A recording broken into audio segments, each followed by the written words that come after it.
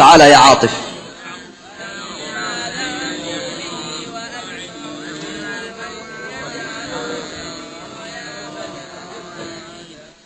عرف باسمك ثم اقرأ ما تيسر لك. عاطف عبد الأحد، نحب الله.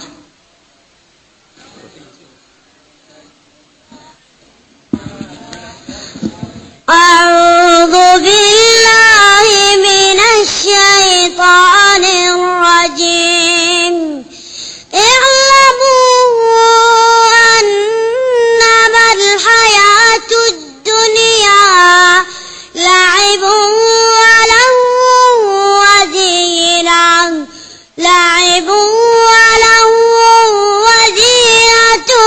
وتفاخر بينكم وتكاثر في الأموال والأولاد كمثل غيث أعجب الكفار نباته ثم يهيج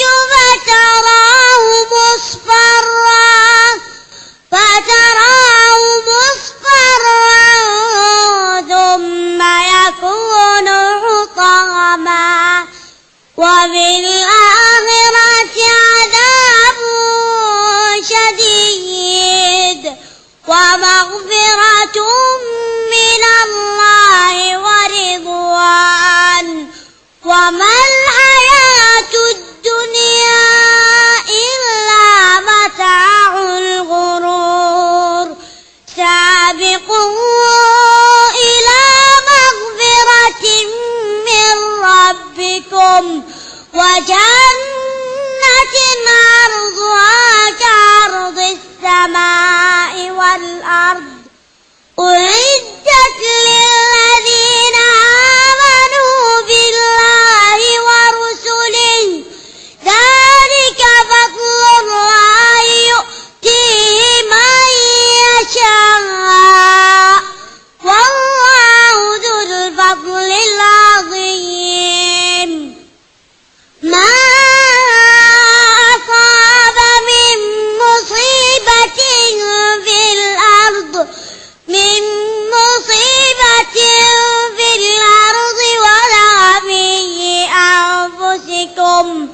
ولا في أنفسكم إلا في كتاب من قبل أن نبرأها إن ذلك على الله يسير.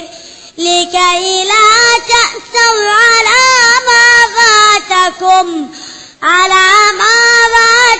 ولا تفرحوا بما آتاكم والله لا يحب كل مختال فخور. الذين يبخلون ويأمرون الناس بالبخل ومن يتول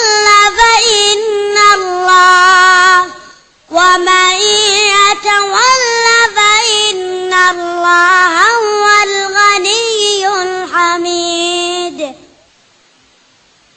بارك الله فيك يا بني عاطف وأقر بك عيني والديك وجعلك مثالا لكل حافظ ودارس للقرآن الكريم.